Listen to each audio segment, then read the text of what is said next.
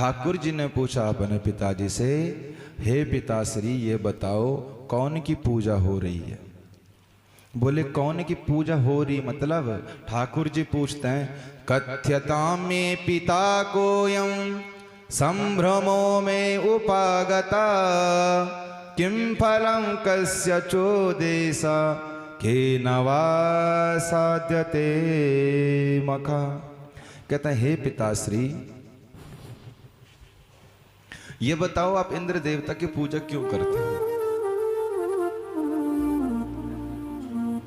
नंद बाबा बोले, लाला वो हमारो सबन को देवता है, ब्रजवासुन को देवता है, पुरानी रीति है, वहाँ की पूजा करेंगे। वहाँ की पूजा क्यों करेंगे? तो वो जल बरसाएगो, प्रसन्न है कर जल बरसाएगो तो हरी हरी घास होगी, घास होगी तेरी मेरी गैया खावेंगे, गैया खाऊंगी दूध पूत देंगे तो भैया हम दूध मक्खन खाएंगे, वहाँ के बाद हम में बल आएगा। ठाकुर जी बोले, अच्छा एक बात बताओ, कभी तुमने अपने देवता के दर्शन किए? बोले नहीं, दर्शन तो नहीं किए। बोले अच्छा तो बोलो एक बात बताओ, ये इंद्र देवता क्या सबन के खेत में जल बरसाएगा या काऊ काऊ के खेत में? बोले मतलब? बोले ऐसा करते हैं कि कुछ लोग इंद्र देवता की पूजा करें और कुछ ना करें। बोले क्यों, ऐसा क्यों? बोले तुम कह रहे हो ना कि ये जब इसकी पूजा करेंगे तभी जल बरसाएगा, तो मतलब जो पूजा करेगा उसी के बरसाएगा। ठाकुर जी जब ज्यादा बात करने लगे, नंद बाबा बोले तो बोलना क्या चाहता है ये बता। बोले मैं ये कहना चाहता हूं कि हमेशा तुमने इंद्र देवता की पूजा करी, लेकिन यह बार मेरे गोवर्धन की पूजा करो। बोलना पड़ेगा राधे राधे। बाबा हम ब्रजवासुन को देवता है गिरिराज भगवान, और हमें गिरिराज जी की पूजा करनी चाहिए। नंद बाबा बोलो तो मोह तो बड़ो है क्या? तो एक खूब पता क्या हमारे ब्रजवासी को देवता कौन है? क्या को मतलब तो मेरे बाप दादा है। तो ये कहां से पता चले कि भैया हमारो देवता गिरिराज है?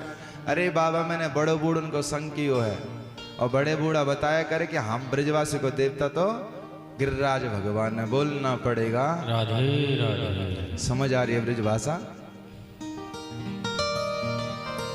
तो महाराज पूछा कि तू हमसे बड़ा है क्या जो इतना जानता कि हम ब्रजवासु को देवता गिरिराज है? अरे मैं तेरो बाबा हूं, मैंने तो आज तक कभी नहीं सुना, तुझे किसने बताया? बोले मैंने बड़े बड़े महात्माओं का संग किया, उन महात्माओं से सुना। अच्छा तूने भलो सुन लिया, तो फिर क्या करना चाहिए? बोले अब की बार मेरे गोवर्धन भगवान की पूजा होनी चाहिए। अच्छा बोले अगर इंद्र देवता की पूजा ना करेंगे फिर नाराज होगा?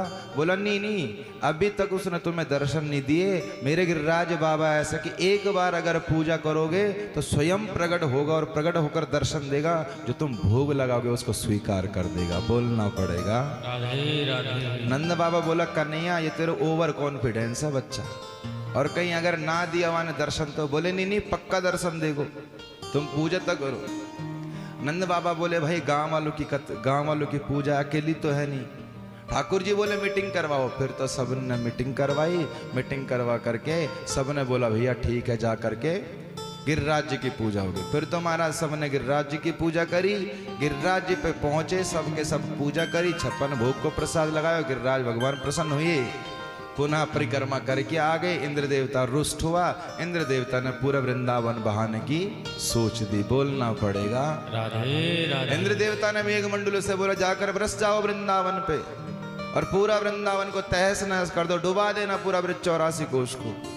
अब तो जैसे ही महाराज बारिश शुरू हुई, सो वृंदावन वाले महाराज घबराए, अरे उत्पात है गो, उत्पात है गो, कहाँ जाए कृष्ण भैया तू ही बचा, तय नहीं बोली। इंद्र देवता तो भैया रुष्ट हो गया। ठाकुर जी के पास आए और ठाकुर जी से बोला कि कृष्ण अब हमारी रक्षा करो। बोलना पड़ेगा राधे राधे। जब हम लोगों पे समस्या सताती है ना, जब हम लोगों पे कभी समस्या आती है तो हम क्या करते हैं? अपने मित्रों से बोलते हैं, अपने पड़ोसी से बोलते हैं। लेकिन ब्रिजवासियों ने ऐसा नहीं किया, वो सीधा जा करके भगवान की शरण में गए। और हमने आपको पहले भी बताया था कि कल की कथा में, शायद कल की कथा में आपने श्रवण किया था कि जब सब के सब ब्रजवासी माता अजगर के मुख में घुसे, तो एक ने बोला अगर मुझे लग रहा कि कोई ये अगर अजगर हुआ और इसने हमने खा लिया तो ब्रजवासी क्या बोलते हैं? क्यों घबराता, हमारा कृष्ण है ना बाहर बचाने के लिए। बोलना पड़ेगा मतलब उनको भगवान पे इतना भरोसा है कि जब तक हमारे कृष्ण है तब तक हमारा कोई नहीं कुछ बिगाड़ सकता। आज वर्षा हुई, सब के सब ठाकुर जी के पास में गए। ठाकुर जी नेक सो छोरा, छोटो सो बच्चा, भाई बड़े बूढ़ा ये भी बोल सकते थे कि ऐसा मत करो, ऐसा करो, ऐसा करो, ऐसा करो, लेकिन नहीं, अटूट भरोसा था। भले थे बालक मानते थे, लेकिन भरोसा अटूट होना चाहिए। और वही हम लोगों का भी है मैया। बड़ी रोचक बात है, हम दुनिया को ज्ञान तो दे देते हैं, लेकिन स्वयं अपने इष्ट को नहीं पहचान पाते। बोलना पड़ेगा। अगर पूछा जाए ना, ये बताओ भैया तुम्हारा इष्ट कौन है, तो स्वयं हम घबरा जाता है, कौन को इष्ट माने। किससे पूछो तेरो भगवान कौन है, भाई तुम्हारा भगवान कौन है, तो हम घबरा जाते हैं। कभी हनुमान जी की पूजा, कभी शिव जी की पूजा, कभी राम जी की पूजा, कभी शंकर जी की पूजा, कभी ठाकुर जी की पूजा। जब जिसका त्योहार आता तब हम उसके ही दीवाने हो जाते हैं, मतलब बिना पेंदी का लोटा हो जाता है। और इसके चक्कर में क्या होता है कि हम हमेशा लुढ़कते रहते हैं। इसलिए जीवन में इष्ट एक होना चाहिए, इष्ट एक होना चाहिए। पूजा सबकी करो, पूजा करने में भेद नहीं है, लेकिन भगवान पे इतना भरोसा होना चाहिए। अगर नैया भी डूब रही हो ना, तो भगवान की तरफ मुस्कुराओ।